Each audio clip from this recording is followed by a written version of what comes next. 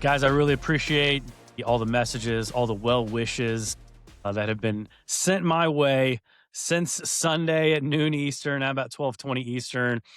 A lot of jabs in there from some close friends. I get it. We get to jab each other about sports. It's a good time. Appreciate all of you who tuned in, watching our kind of a super stream with Three Tech and Walk on Red Shirts on Sunday, where we kind of just reacted to what we were seeing live on the ranking show.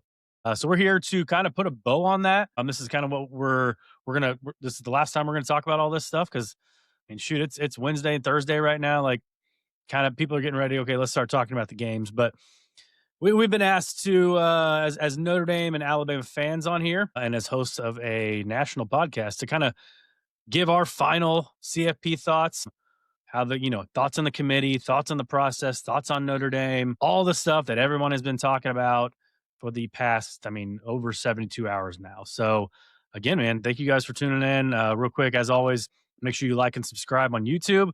Follow us on Apple and Spotify. Follow us on X, Instagram, and TikTok as well. All right, Tyler, I'm going to start off here. We're just going to kind of bounce some questions off each other. This is going to be way more like podcast style, just like we're having just a normal conversation. Two dudes sitting on a couch having a beer together. And let's not waste any time. Let's jump right into it. You, as a diehard Notre Dame fan, but covers the sport from a very non-biased perspective, I want to hear, and so does everybody else, would love to hear just your thoughts on Notre Dame not getting in and just how that whole process went down, and your thoughts on should they have gotten in? Did the committee get it right? Just your overall perspective from a Notre Dame's fans standpoint on how this all went down.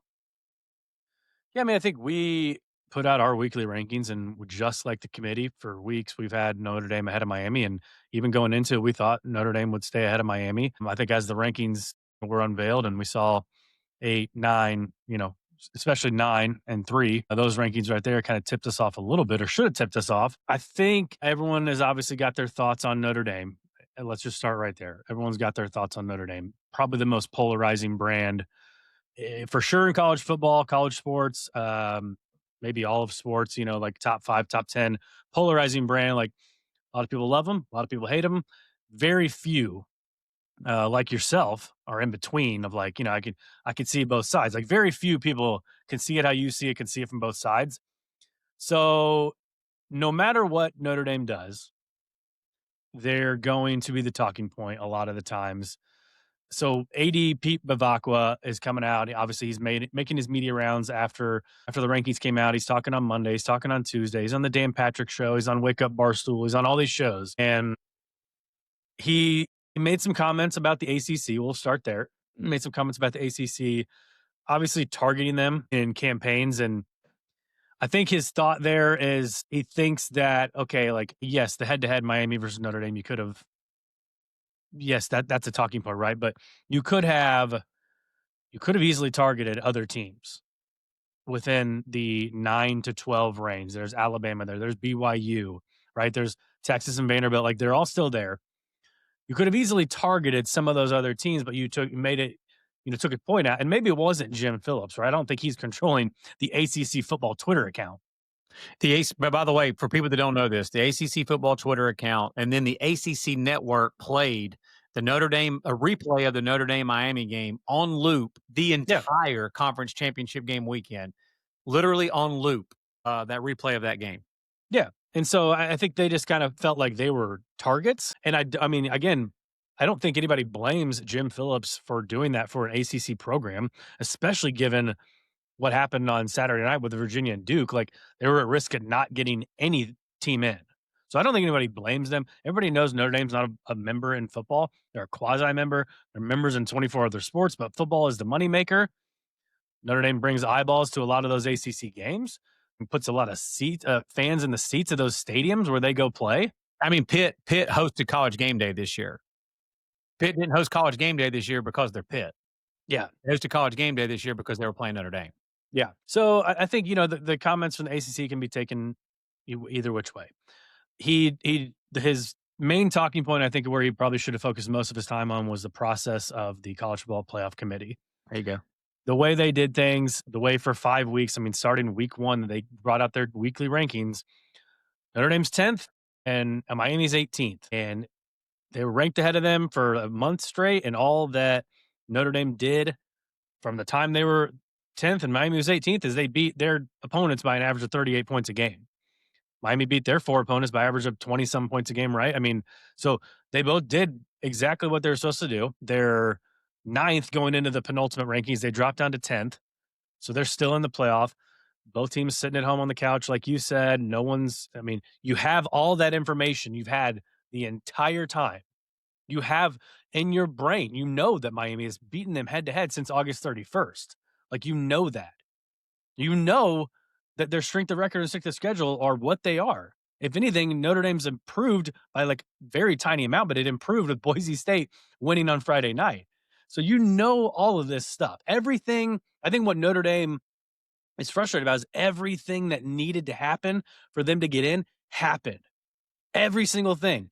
BYU lost. Alabama got smoked. Like every single thing, Boise won the Mountain West. Every single thing that needed to happen happened. And you're left there sitting at watching at 12:30 on a Sunday, and you see Miami logo pop up at number 10. And I mean, you probably just see red a little bit. And I just think like the process, we all know that this process sucks. We all want this process to change, right? In my opinion, I think Notre Dame is the one that is willing to fall. It's going to sound like a martyr. Like they're not like Notre Dame's not a martyr by any means. I think they're the one that's willing to fall on the sword because Notre Dame has such a big voice in college football, and people want to say they don't bring the ratings anymore. They don't. You're not as big as they want to think they are. They're not as important as they want to think they are. Why have we spent the last 72 hours talking nonstop about Notre Dame? They're I'm not even gonna in the playoff. I'm gonna echo something here really quick because a lot of people from the area of the country that I'm from, are some of the stuff you're saying right now would want to just just throw up basically. I'm not saying it like there's some victim here. Yeah, I know, and I know you're not. I'm going to echo something that I heard on Josh Pate's show this week, where Pate said that you obviously he's got a big voice in college football, and his voice carries a lot of weight in a lot of things. I mean, heck, the dude said Matt Campbell should be the head coach at Penn State, and like 3 days later, he's the new head coach at Penn State out of nowhere. But he was talking about that a lot of the things that people are saying about Notre Dame right now on the hatred side of it is you're not going to change those people's minds anyway because they don't see Notre Dame in anything of a different light than other than a negative light. You're not going to change their mind on the perspective of any of this.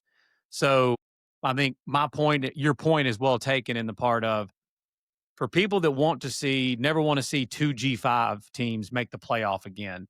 And that the way the process was done this time in regards to tiebreakers within conferences, and most people collectively agree the way they handle the tiebreakers within the conferences right now in these super conferences are not how they should be handled. When you can't get two people to agree on one thing, much less thousands and millions of people to agree on one thing, that is one thing that almost everybody agrees on right now. It seems like is the tiebreakers within these conferences and how that was done. Because again, we wouldn't be sitting here right now if the ACC had a tiebreaker like the American Athletic Conference had, which is if you have a tiebreaker, it goes to first thing head to head, and then if that's not there, then it goes to who's the highest ranked team. Not this crazy mathematical formula of what is your strength of record versus the teams that you beat within the conference, and you adding all that up and trying to figure out the percentages on that, which is what it was. You would have had Miami versus Virginia, and the winner would have been in the championship game. Would have been in the college football playoff. JMU wouldn't be in the playoff, and Notre Dame would actually be in the playoff right now. But that wasn't the way that it was constructed. So to your point, because of who we're talking about here and the brand and the weight that Notre Dame carries and the voice that they do carry, and I mean, you're talking about a team that basically single-handedly saved college football during the COVID year. People forget that. Them deciding to join the ACC that year and play a conference schedule and the ACC allowing them to do so saved college football in 2020. That's the kind of weight that they do carry. And so, yeah, I agree with you that I think that because this happened to who it happened to, there will be some changes that will be made Yeah, like I for the said, I think better.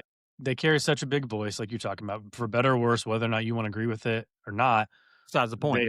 They are a big voice in college football. If them taking up the airwaves for 72 plus hours, taking stances, opting out of bowl games, whether or not you like that or not, like is the way to get change done in the process and all that stuff. I would think everyone would be thanking them down the line instead of blasting them right now. But like obviously that's the popular thing to do right now. Like it's popular, it's hot on Twitter to like go crap all over Notre Dame, right? Like that's the thing right now. So I just think like if you can just take a little perspective and look like, okay, maybe they get this stuff done down the road where we don't have multiple G5s or we don't have, stuff like this happening.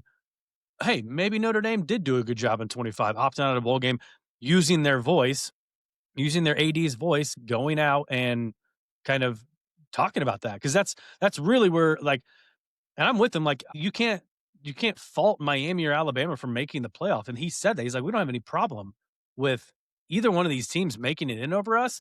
It's the way that everything was done and the way that we were led to believe," which again, committee's probably gonna say, like, "We didn't lead you to believe anything. Like, we start over from scratch every week," right? Yeah, sure.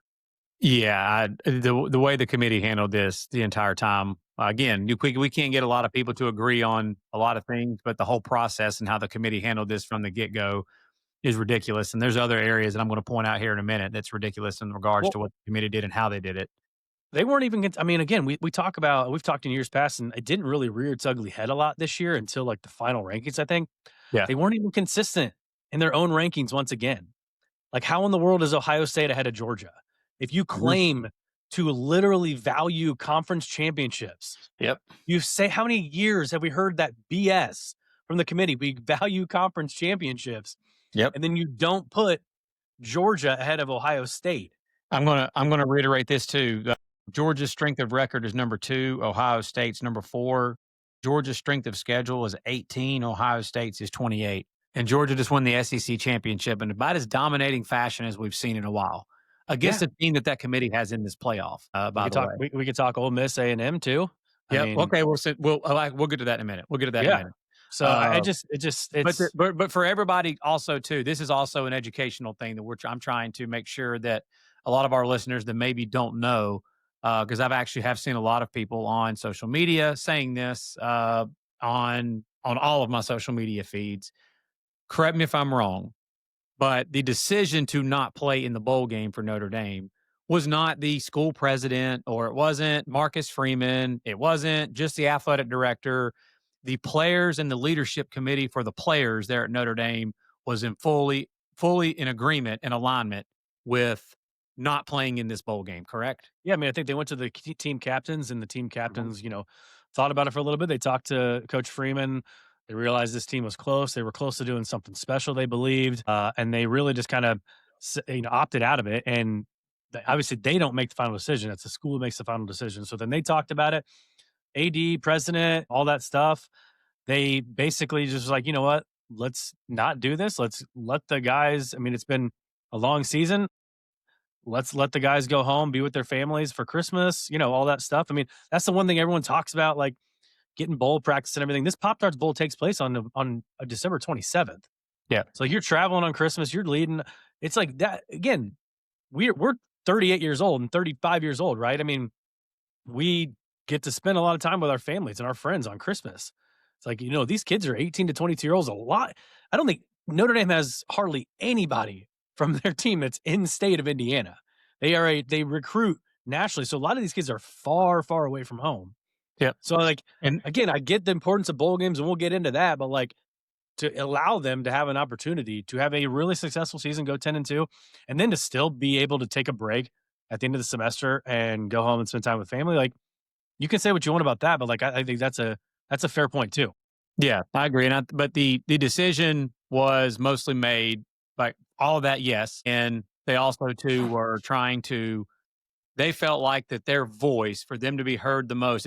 I know it's not a protest, but it really is kind of like I heard Jake Crane and like our boys Jake Crane and Brian Driscoll having a debate on the Crane and Company show recently, and like Driscoll like pay I keep saying pay sorry Crane was saying that it's really like a protest. Yeah. Basically, is what this is. It's not actually a protest, but it is to understand. It's the best way that the Notre Dame players felt like they could have a voice in this situation, which was ESPN and the committee that they have and whatnot for the playoff committee. They felt like that they were screwed by the process and how it worked. They didn't want ESPN in one of their bowl games to match them up with BYU in the Pop Tarts Bowl and go make millions and millions of dollars off their backs to go play in a bowl game when they didn't want to put them into the playoff and they felt like that they were wronged in that situation. And also, they wanted to stick it to the ACC. I mean, Notre Dame is part of the ACC bowl tie-ins. I'm assuming the ACC is getting some sort of money from Mhm. that, from ESPN, as they're a Yep. partner with ESPN as well. So that is the best way that Notre Dame's players felt like they could have a voice based off what I've read and based off what I've heard from the Notre Dame side of it. As someone who's not a Notre Dame fan and is just a lover of the sport, I understand it from the Notre Dame perspective. I'm putting my feet in the shoes of a Notre Dame fan, in the feet of the Notre Dame players' shoes, coaches, athletic directors, all of that. And I understand why they're doing it. But in my shoes, I'm disappointed because as a fan of the sport, I want to see the best matchups possible. And I think Notre Dame is one of the five best teams in college football. The power ratings tell you that also, and all of the offensive, defensive, all of the opponent adjusted, and all the efficiency metrics, all those things tell you that as well. Unfortunately, their resume overall didn't tell us that, which is why they're not in this playoff. Like the more that I thought on it, I think there could be some possibilities for conspiracies. Yes, I do. I'm not naive, but I also believe that there was enough evidence against Notre Dame to where they wouldn't be in this playoff. In regards to it came down to them in Miami. How it came down to them in Miami and the process of that is the part that screwed up. But it did come down to them in Miami. And if you want to throw Alabama in there, it came down to Notre Dame, Miami, and Alabama for those final at large spots. You can easily justify it without conspiracy theories of why Alabama's in this playoff because of their strength of schedule, because of their strength of record, because of their really good wins against a top 15 Vandy and against Georgia and Athens, which is arguably the best win in all of college football this year, because they were the number one seed going into the SEC championship game. Yes, they have bad loss against Florida State. They did get their cheeks clapped to Georgia, but there are a lot of good things that they did. That's the reason why they're in. It came down to Miami and Notre Dame. I mean, yes. Do I believe it should come down to more than just head to head when we've got 12 games that we're playing in a season? I do. But do I see why that happened?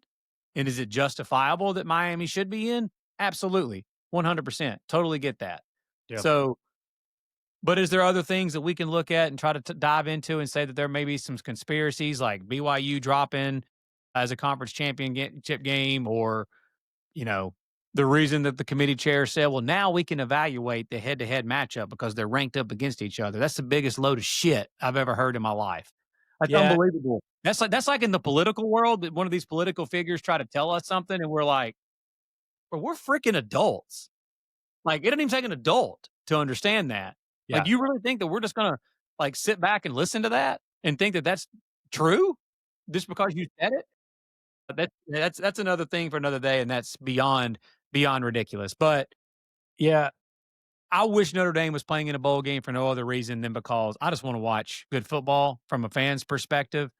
And I'm sure Yeah, there but, like, may how be how good is that? I mean, there's gonna be massive opt-outs on both sides in Notre Dame and BYU. I It's just honestly like, I don't know what I don't know that product are there you will actually getting?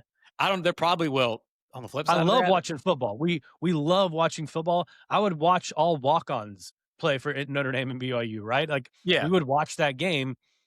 It's just I think that, like you said, like, that it was their only way to use their voice and to advocate for change for college football. And when we're talking about all that stuff, I mean, I already said sorry the other day before I started talking, but I gotta apologize to my buddy Lance and all of the Alabama fans out there. Anger on Sunday just got directed towards them. It was probably misguided. It probably should have been directed towards the committee all along. I was frustrated that the committee didn't at least just drop them that one spot, right? I think everybody, I mean, even you even said, like, we were saying Saturday night, like, they're gonna drop a spot, like, at least. We thought it was going to be at first I thought it was going to be Notre Dame 9, Alabama 10. Yeah. What I thought. Because we'd had enough precedent that when you looked at the previous 3 years, that every single conference championship game loser dropped at least one spot. And I didn't think Alabama was going to fall out of the playoff In some completely. cases, conference championship winners dropped a spot. That's true. It's true. I didn't think that Alabama would not be punished at least by one. Like, I didn't think they would be Yeah. knocked out of the field. Like them position again, conspiracy theory stuff. Them for no reason whatsoever positioning Alabama the week prior ahead of Notre Dame for beating 5-7 Auburn in a, when they had that gutsy 4th and 2 play call was the reason why the committee said that they moved them up a spot after Notre Dame just absolutely destroyed Stanford in their game. There was no reason at that time to jump Alabama over Notre Dame at that time. And if they were going to jump Alabama over Notre Dame at that time, me and you in our rankings had Alabama ahead of Notre Dame Yeah, that goes at back that to week time. 12 where they should not have been behind Notre Dame in the first place. Correct. They shouldn't have been behind out of Notre Dame in the first place. Again, dude, if the committee would just come out and just say in that scenario, hey guys, to be honest with you, we made a really honest mistake here. And when really looking into these resumes and who you've beat and who you've lost to and et cetera, we think that we dropped Alabama too many spots and punished them too hard after they lost to Oklahoma, who we currently have ranked 8th Yeah. in our rankings. Yeah. We should not have dropped them 6 spots for losing that game. So this week, we're fixing that and rectifying it. Would you have had people bitching and moaning about it? Of course. But at least they were honest with you, Yeah. not coming out and trying to justify it by saying that a gutsy 4th and 2 play call against a 5-7 team, that they had to have a 4th and 2 gutsy play call to beat that Auburn team. And they didn't look good in that game. Alabama, I mean, dude, every Alabama fan that I'm like best friends with and Alabama shows that I follow will tell you that Alabama looked like ass against Auburn. Auburn just looked like more ass Yeah. in that game. That was the reason why Auburn outsucked Alabama in that game. Yeah. It wasn't because Alabama played fantastic and looked like one of the 12 best teams in college football. So Yeah. jumping them in that situation opens it up for conspiracies and to think you've been cheated. You expose yourself for those type of things when you make those types of decisions. We said that on our show last Tuesday, Wednesday, whenever we put that out, and we put that video out on social media about how Mhm. it looks like they're getting ready to screw Notre Dame, and that's exactly the sentiment that was felt on Sunday. Mhm. Mhm. But I think, like, yeah, when I was talking on Sunday and I was getting upset, like, it was just that the committee, like, do what is traditionally done and drop them one spot, keep them in the playoffs, don't punish them, keep them in the playoffs, and then again, there's that buffer Yep. between Notre Dame and Miami. Everybody knows Notre Dame is better than Miami right now. Like, everybody believes that. Miami fans don't believe that Notre Dame is Yeah, better. Miami fans don't believe it, but everybody outside of Miami that actually, Yes. besides the casuals that only look at scores of games and don't turn the TV on and watch the games and watch the teams play. I mean, dude, there's a reason why the power ratings and Yeah. Vegas and the people that have money on the line on these things, everybody and everywhere, including the freaking committee until the final rankings, have Notre Dame as high as they have them. Yeah. Like, I'm pretty positive that if Notre Dame would have made the college football playoff, that I think they would have had the 4th highest, Yeah, 3rd or 4th. 3rd or 4th But highest, it's like it would, like, before the committee rankings came out Sunday, it was like Ohio State, Indiana, and then Georgia, Notre Dame were right yeah, there. I was gonna say Ohio State, Indiana, Georgia, Notre Dame would have been the order of the odds to win the national championship. Yep. And so it's also interesting too on that for forever. Everybody has always said, I want the best teams. Give me the best teams in the college football playoff. And a lot of people were using precedent that was set in the 14 playoff, notably the 2017 year so Alabama lost a conference championship game against Georgia. They got their cheeks clapped. And I mean, Auburn me, did. yeah. I hang on, I'm gonna get to that in a second. But Okay. I was pounding the table after Alabama lost to Georgia, and even before the game, but after they lost that game, that you should not be punished for playing in a conference championship game and losing and falling out of the if you're in let me finish before somebody starts jumping on me going, what do you mean you should be punished? You should, if you're in the college football playoff field going into a conference championship game, you should not be punished and knocked out of the field and be replaced by a team that was not in the field and did not play in a conference championship game. So therefore, Miami sitting at home, sitting on the couch, ranked 12th. Alabama going into that game ranked 9th. And they lost their 13th game in an extra game in a conference championship game. Yes, they lost in terrible fashion and got drilled. But Miami was sitting at home on the couch, doing nothing, not playing. They did not qualify for their conference championship game. And you can tell me all you want about, well, that's because of stupid tiebreakers or whatever. Okay. The tiebreaker that they didn't get in their conference championship game was because of strength of record against teams that they beat, AKA they didn't have as strong of a schedule as the other two teams within conference that did make the ACC championship game. So, but my argument that people combated against me for that was, well, back in 2017, Auburn beat Alabama 26-14 in the Iron Bowl. They beat Georgia the week prior to that, before the Iron Bowl. Georgia was ranked number one in the country when Auburn beat that team with Jarrett Stidham and Kerryon Johnson. Then the next week, they beat Alabama in the Iron Bowl, who was ranked number one in the country in that game. So they won back-to-back games against number one teams in the country. Then they went to the SEC championship game and ironically got beat 28-7 by Georgia in the SEC championship game. They were number two in the country going into that game. And then they fell all the way out of the playoff field.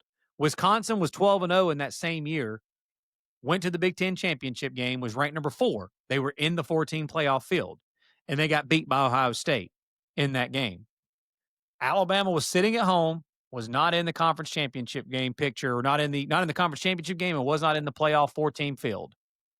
I understand all of that, but comparing 12-team playoff to 14 playoff, in my humble opinion, is trying to compare oranges to apples. And I think you would agree with this. The 14 playoff era was about truly finding the four best teams. That was the whole mantra that they used all the time. Four best. And more times than not, they got the four best. The reason they changed from the 14 playoff to the 12-team playoff era to begin with was because in 2023, the four best and the four most deserving did not get into the college football playoff field. Georgia was absolutely one of the four best teams in the country that Alabama beat in the SEC championship game that year. Georgia was ranked number one in the country going into that game, and they lost, and they got knocked out of the 14 field completely. Power ratings and every rating you looked at had them as the best team in the country. Florida State was undefeated, won the ACC championship, undefeated, Power 14. And they actually did have a decent strength of schedule, strength of record, all that stuff too. But they didn't make it because their quarterback got injured. But they were absolutely of the most deserving to be in the playoff. After that, they blew it up and went to a 12-team playoff. So I said all that to say all the precedent that was set before this was completely different, man, than this year. It's I don't know if completely people different in are oranges to apples. necessarily. I don't know if they're necessarily comparing the 12 to the four like apples to apples. I think they're talking about like the final spots, getting in those. The ninth and 10th spot versus like the fourth spot. Like, so I think that's kind of where they're trying to compare those. Knowing all you know now is interesting question.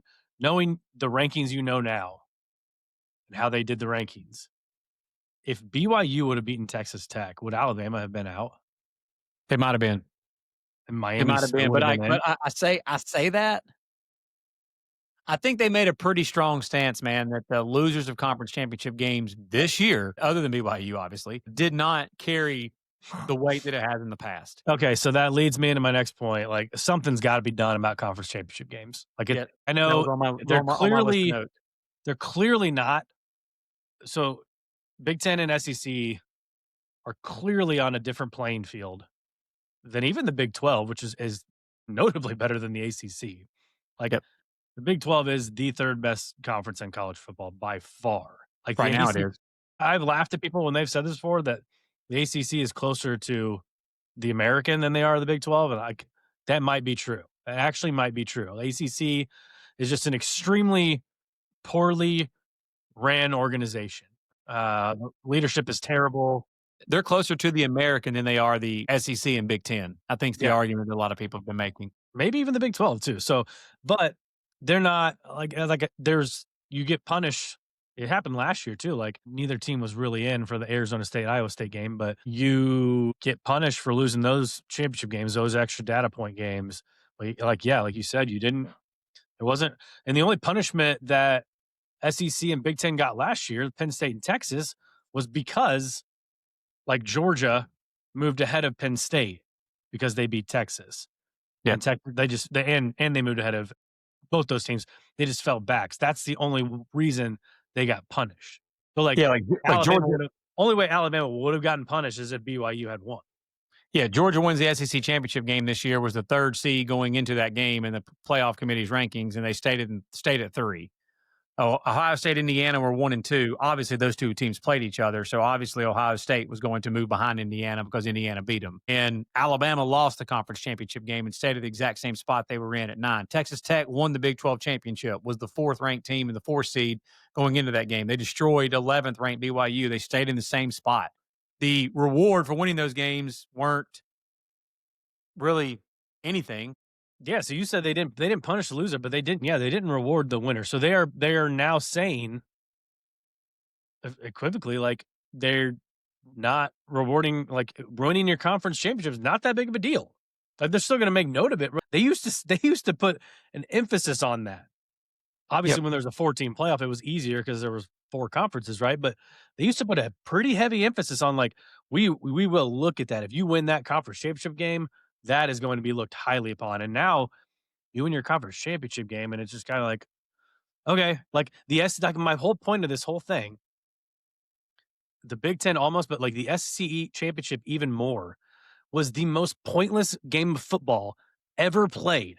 Like, more pointless than bowl games. People talk about all these bowl games that are like that Alabama A&M, like, that was an exhibition because of the outcome. Now, if Alabama won, they'd be clamoring to get up in the top 4 and get a bye, right? Indiana and Ohio State, maybe even more, was a pointless. They just flip flop spots, right? Like, these games have no meaning anymore. The Big 12 has meaning. The ACC clearly has meaning because those are like one bid leagues, but they got to do something about these conference championship games because people aren't going to watch them anymore. Like casuals aren't going to watch them anymore. We'll still watch them, but you're not going to get people to tune in for a game that you're like, okay, well, like, what was the point of that? Like, you guys are both still in the playoffs. You're both still ranked 1 and 2. You're both still ranked 3 and 9. What's the point? Yep. Well, conference championship games as currently constructed need to go away. And I hate saying that as a someone that loves the tradition of college football and looks forward to conference championship game weekend every year. Like, so as someone that has been to many SEC championship games in Atlanta and how much fun that event is. I went with you last year to the Big Ten championship game. How much fun that was! Shout out Tom's Watch Bar. Fantastic time that we had there at that game, and the excitement that was around that in that stadium, in Lucas Oil Stadium there with Penn State and Oregon fans. It was Yeah. a blast. But conference championship games as currently constructed need to go away because of conference expansion. There's already schedules are not created equal, like around the country among the different conferences. They're not even created equal within the same conference. I mean, Alabama has a top 10 strength of schedule and Ole Miss is ranked 40th. Those are both two teams that were sitting there in a tiebreaker scenario within that conference. Like, they're not even close to being created because all these teams are not playing each other. Like, I was talking to somebody the other day and they were like, I was like, dude, Ohio State, Indiana did not play in the regular season. Ohio State didn't play Oregon in the regular season. Ohio State didn't play USC in the regular season. There's multiple, you can make the same argument. Texas A&M. Texas A&M didn't play Alabama in the regular season. They didn't play Georgia in the regular season. They didn't play Ole Miss, and so on and so on. And we're deciding these conference championship games right now by these, again, complex math problems of strength of schedule and strength of records and whatnot against your common opponents that you beat and things. Like, it's just crazy. And a lot of these conferences aren't championship games are not being decided by the 2 best teams within each conference. The Big Ten got lucky this year that it was Indiana and Ohio State in that scenario. You could definitely debate in the SEC who Georgia is the best team. You can debate whether it's Alabama, whether it's Ole Miss, whether it's Texas A&M. You can debate that between those teams. Oklahoma. Obviously, the ACC wasn't the 2 best teams. Big 12, we can debate that too. Probably got the 2 best teams in the Big 12 in that game.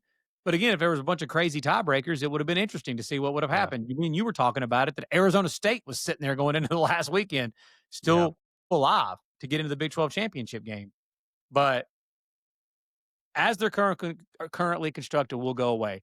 They're either going to continue to have the conference championship games, but they're absolutely going to change the tiebreaker and how it's decided if teams are tied. I've already seen where the ACC released a statement today that they're currently looking into their tiebreaker scenario and whatnot. That's going to be changed immediately from the Yeah. ACC standpoint. But I think it needs to be changed collectively. I think, again, all of college football needs to be operating by that same rule then.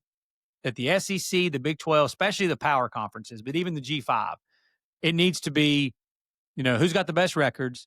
Then if there is a tiebreaker, okay, is there a head to head? If there is, who beat who, that team's in. If after head to head, it needs to go to who the highest ranked team is. They gotta be able to create some formula, like, yes, if you wanna still use the committee, if people still trust the committee by that point, you can use the committee's rankings, you can use, like, a Sagarin ratings, like, almost like a BCS, like, mashed up formula, like, there's a human element, there's also some, like, power rating to it, like, mix those up, put them all in a bowl, see what it spits out. It's like, okay, these are the 2 best and most deserving teams right there. Yep, and it's easy for everybody to understand. It's not a complicated math problem that you got to have a statistics degree and a master's in statistics to be able to understand why this team's in the playoff. Dude, the amount of people that have texted me and sent me DMs on social media that still don't understand how the 12-team playoff, how team like why is so many questions. Why is JMU and Tulane in? Or why did Duke get to play for the ACC championship? It's like the casual fan, I can understand. Like if you're not Yeah, sitting there being a sicko like we are, yeah, following it like crazy, of how complicated that all this really can come off. And it shouldn't be that way. Like that shouldn't be a thing. There's not another sport that I can think of that's that way. yeah. And so yeah, they need to change that. So outside of the tiebreaker thing, what I would personally like to see is the play-in games, bro. Whether that is for conference championship within conferences or whether that is like this year, we have play-in games for the final spots for the playoff. That this weekend when everybody's taking off, like there's no games other than Army Navy. Sorry, I'm not trying to disrespect Army Navy, but there's no like playoff games or no like games like that being played this weekend. Either on conference championship, if you do away with if you do away with conference championships, you could literally have those play-in games being played now, like not now, but last week. You Mhm. could have had BYU, Notre Dame, Texas, Vandy, whatever you want to have, like 4 teams going up against each other, and the winners of those games are in the playoff.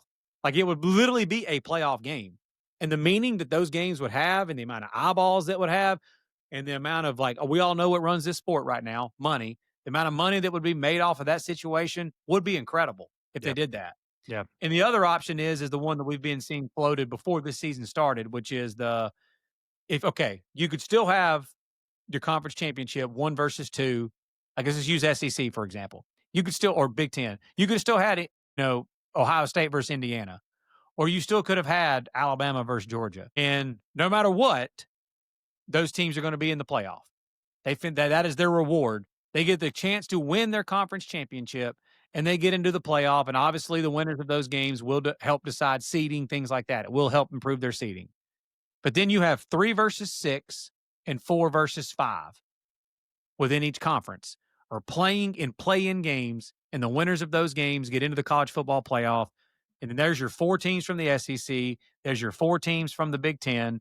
The ACC could do something similar where they either let whoever wins the ACC regular season, they're in the playoff. And number 2 in the ACC plays number 3 in the ACC. Winner of that game is in the playoff. There's your 2 from the ACC. Same thing with the Big 12. Same scenario. Texas Tech's in this year. Texas Tech's in the playoff. And then we get BYU versus Utah, Holy War Part 2.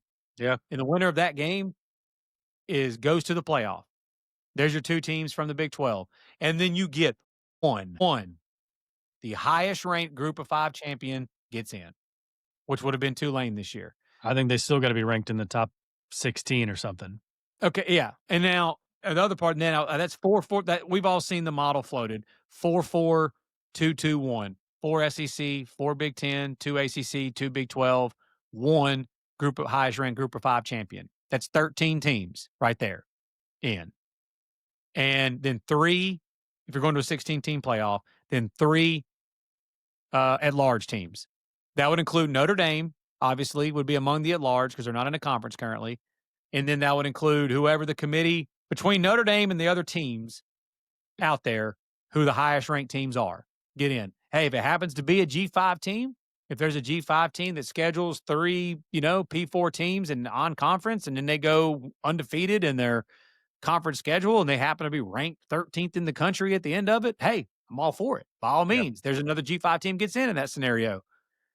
Yeah, it would probably be 2 at-large spots because starting next year, if Notre Dame's in the top 12, they're automatically in. Yep. I wanna repeat that, by the way. There's a lot of people that don't realize that. Yeah, If Notre Dame starting next year is ranked in the top 12, they automatically get a playoff spot. and also next year, the all Power 4 conference championship game winners get a spot, so Duke would have been in. Yep. Yep. Which is why they're going to change that tiebreaker rule. Yeah, They're gonna make sure that that never happens yeah, again, yeah. that there's not a team that the crazy outlier year where a 5-loss team that went and lost 3 non-conference games could possibly find their way in the playoff. That this will be the only time we'll ever see that. My So, last thing on Notre Dame, okay. we talk about the conference, join a Yep. conference talk. I was actually about to ask you the question, but go ahead. I think going back to the frustration with the ACC, I think Real, go real ahead. quick, real quick, just in case we need to clip this to put it on social media. You ready? Yeah, This is like Josh Pate does. This is a good endpoint, Colin. This is a good endpoint right here, Tyler. okay. Tyler, do you think Notre Dame should or should not join a conference? I think the Notre Dame frustration with the ACC this week, I think that's really nothing more than posturing to get out of that deal. Uh, it gets noticeably cheaper here in the coming years. And honestly, Notre Dame's got enough money. If they wanted to get out of that thing tomorrow, they could. It'll cost them a lot of money, but they can get out of that grant rights deal tomorrow if they really wanted to. They just need to have a home for those other 24 sports that they're in the ACC. Everyone has talked about this for the past 72 hours. One of the most clear homes for the other 24 sports, if you wanted to keep your independence, is the Big East. Big East basketball, Big East hockey, Big East soccer. Like they all still have the Big East with Xavier and Butler and UConn and all that. Notre Dame fits perfectly with a lot of those schools. Seton Hall, so many Catholic schools, St. John's. Like that is a perfect marriage right there for those other sports. They would still keep their independence.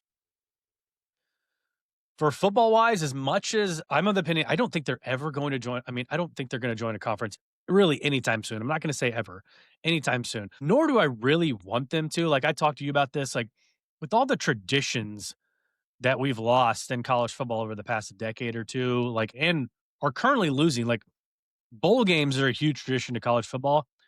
They're going down the toilet. Like, whether or not we wanted like that to happen, whether or not it's like Notre Dame's fault, if you want to blame it on them, it's happened and it's been happening ever since players started opting out years ago. Like the meaning of those games is losing their luster. And so the traditions are going away from that part of the game.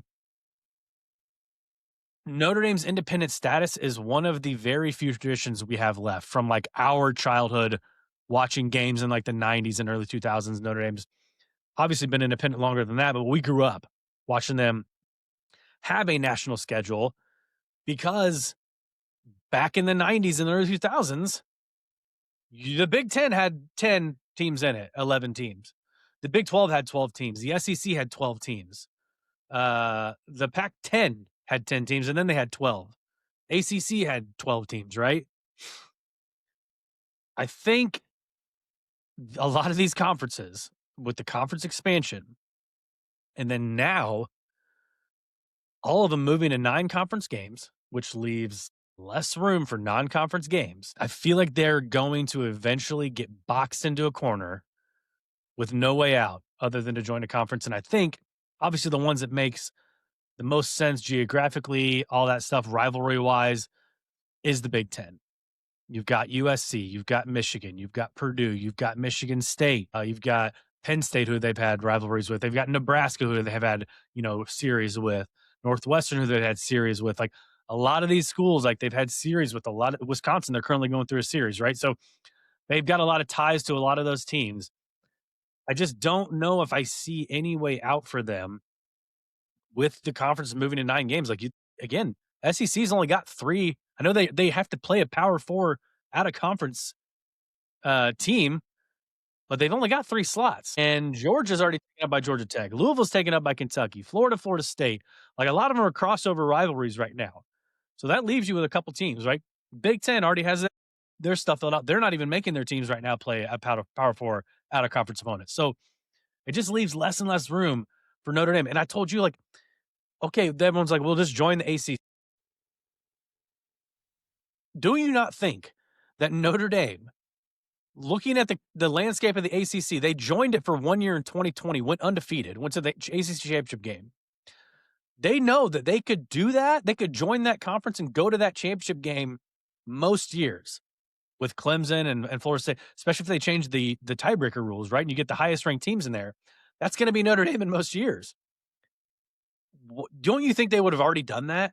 That's an easy way out for them. You win that conference and you go to the playoff. That's easy way out. Like that should tell you something right now of why they're not joining that conference. Teams are trying to get out of the ACC right now, not trying to join. It's a Right dead now. conference walking. Yep. It is 100%. So you're thinking, by the way, this is big, y'all. We've been friends for what, 4 or 5 years now? Like talk all the time and talk ball all the time. I've never heard you once ever say that you think that it might be best for Notre Dame to join a conference in football eventually.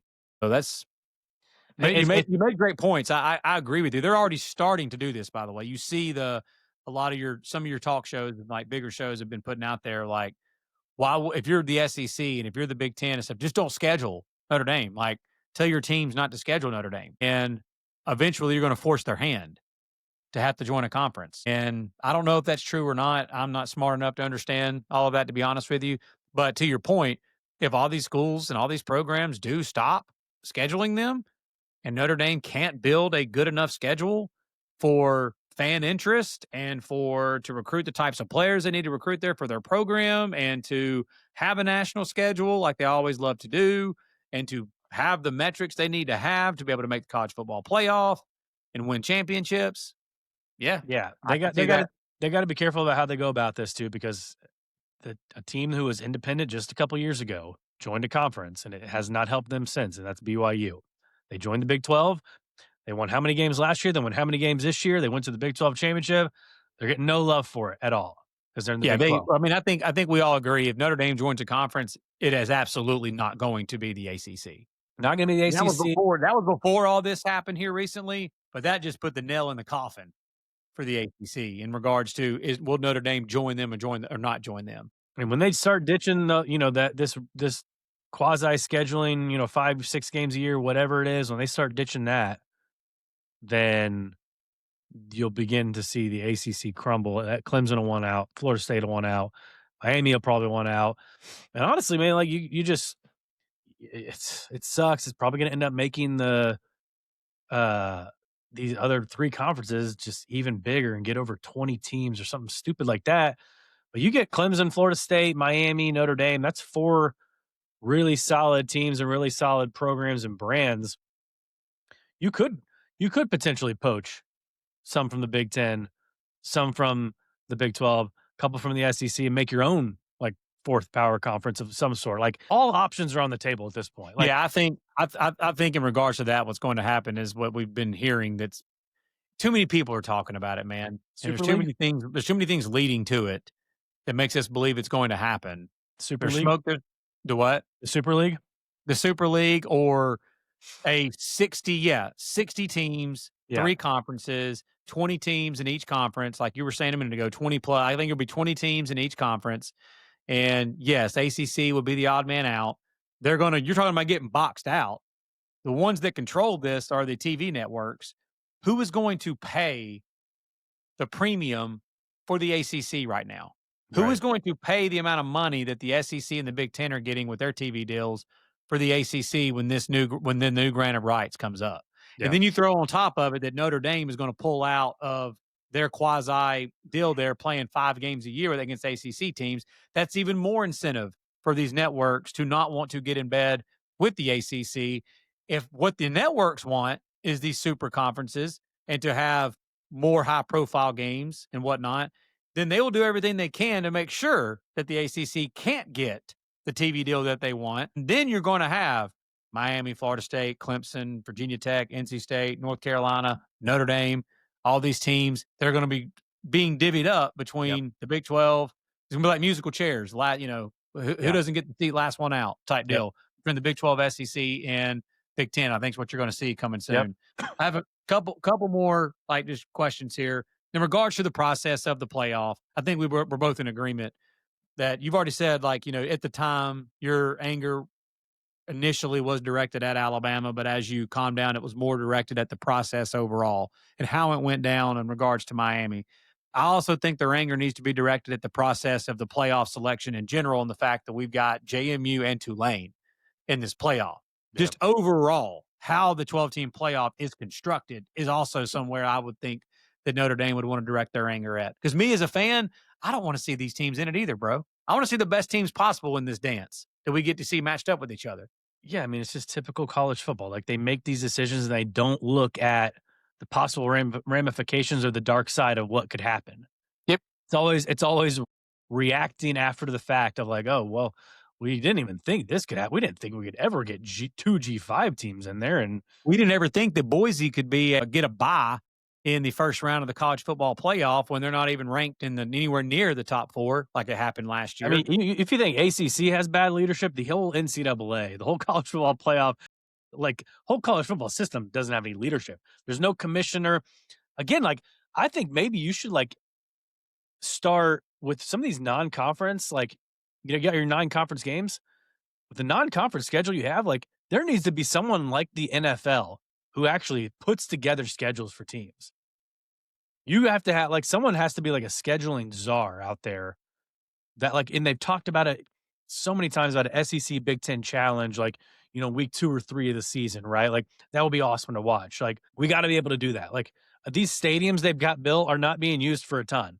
They cannot be, like, booking stuff that far out in advance, like 6, 7 years out in advance, that they gotta reserve that specific date for that stadium to be so no one uses it. I know there's concerts and whatever, but, like, there's gotta be ways to work around that to where you can put together some matchups. If you're afraid of these non-conference games going away, right, because of all the, strength of schedule and all that, get someone together and you schedule you put teams together and you schedule 'em. Like, you say, "Michigan, Notre Dame, you guys are playing this year.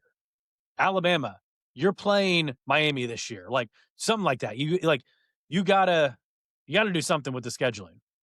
Yeah, I don't disagree. There needs to be some, but I don't know how they'll ever do it. And Yeah. again, the only way to do it is to condense it down like we're talking about 60 teams. When you have 130 something teams, there's never going to be a way to figure out a way to have like scheduling where it's somewhat Yeah. even Yeah. across the entire sport. Right. All right, moving on now to just the college football playoff in general now. Yeah. We do have it set. The 12 teams are in, whether people agree or disagree with who got in, is beside the point now. We've had the 12 teams that are in. Uh, I'm just curious on your I'm gonna give my thoughts first on this one. That I thought that the only things I had disagreements with were in regards to how they seeded the teams. Were I thought Georgia should have been 2 and Ohio State 3 because of Georgia's result in the SEC championship game and the fact that their resume is better than Ohio State's. It is better. Whether you think Ohio State's a better football team than Georgia, okay, that's besides the point. Again, they're not consistent though with how they're doing the rankings 1 through whatever, because some places they apply resume, some places they apply who they just think's better, some places they apply head to head, some places they don't apply head to head. But most places that they cite are because of overall resume. And Georgia having a much better resume than Ohio State and winning the SEC championship game in dominant fashion, only to stay at number 3, I thought was the incorrect move. Now, again, putting my feet in the shoes of somebody else, that committee felt like that Ohio State was the best team in the country. They played the team that they thought was the second best team in the country, and it was a flat out war, a classic in a Big Ten championship game. They only lost by 3 points, so they didn't drop them past number 2 because of that. Again, I understand that, but Georgia's resume is better than Ohio State's, Yeah. and Georgia should be It's number not about 2. resume, it's about who the best teams are. Yeah, yeah. Don't get me going there. But that that So that is why I think Georgia should be 2, and I think Ohio State should be 3. And then the other one is Texas A&M being jumped by Ole Miss after Texas A&M lost to Texas. I want you to think about this. Texas A&M was 11-0, undefeated going into that game. Had one of the best wins in all of college football on the road at Notre Dame. And they lose their last game of the year in the regular season on the road in a rivalry game against a top 15 opponent in Texas. And They dropped 7, 6. They dropped 6 spots. They dropped no, it wasn't 6. 4 They spots. dropped 4 spots. They dropped 4 spots, but they dropped behind Ole Miss. Ole Miss, when they jumped them, just lost their head coach, and they jumped A&M in that scenario. Now I'm gonna give you the metrics. A&M's got a better strength of record than Ole Miss. A&M has that road win at Notre Dame. Hey, the committee and the rest of the world tells us every year, schedule tough in the non-conference. If you don't, you're going to get punished. We're going to reward you for playing tough non-conference games. Ole Miss, I believe, was the only team in the SEC this year to not play a P4 opponent, the only Yeah. one Yeah. that did not play a Power 4 opponent in a non-conference game. They played a good Tulane team, yes, who's in this playoff, but let's not act like the Tulane is the same as playing Texas A&M scheduling Notre freaking Dame, and A&M went on the road and beat Notre Dame. And the emphasis on strength of schedule. Ole Miss has the 40th ranked strength of schedule, and Texas A&M has the 16th ranked strength of schedule. So they're A&M better strength of record, A&M better strength of schedule, A&M with their win on the road at Notre Dame in the non-conference, and they had the same record. And their only loss was a loss to Texas, a top 15 teams. It's not like they had some egregious loss and they dropped him behind Ole Miss, who just lost their coach. Yeah. So Ole Miss now gets to host Tulane, while A&M has to host Miami. And I don't think they got that right. Yeah, my thoughts on that. So I'll start. Yeah, Georgia, Ohio State. I'm in agreement with you. I mean, I think watching that game play out, Indiana, Ohio State on Saturday night. I think I texted you.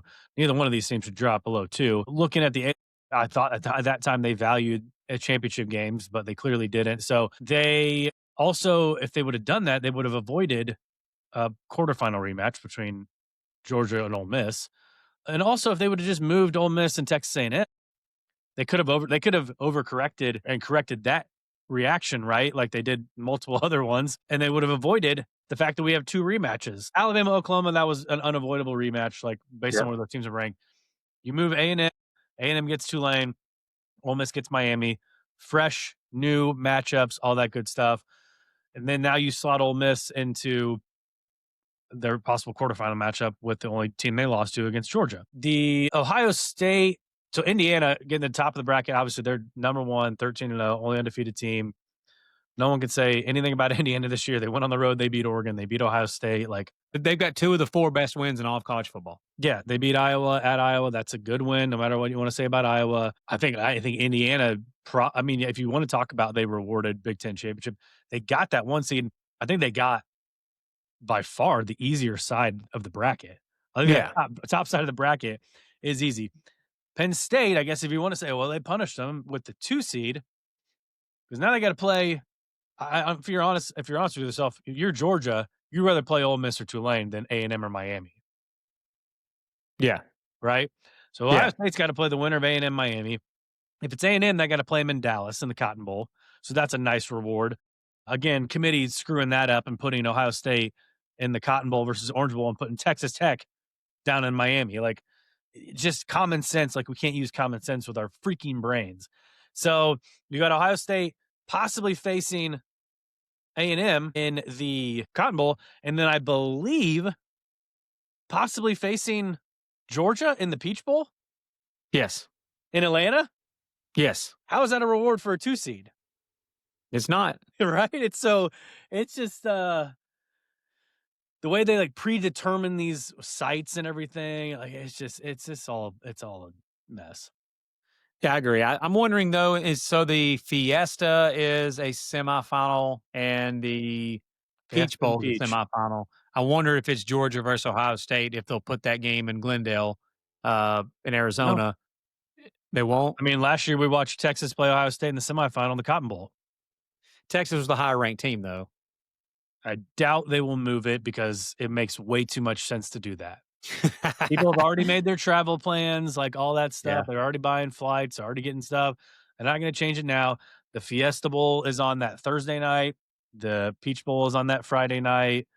Like, I'm sure there's some sort of concert going on in Glendale. They can't put it on the Thursday night or something. So Yeah. it's just, yeah. That's all I've got, man. That was fun.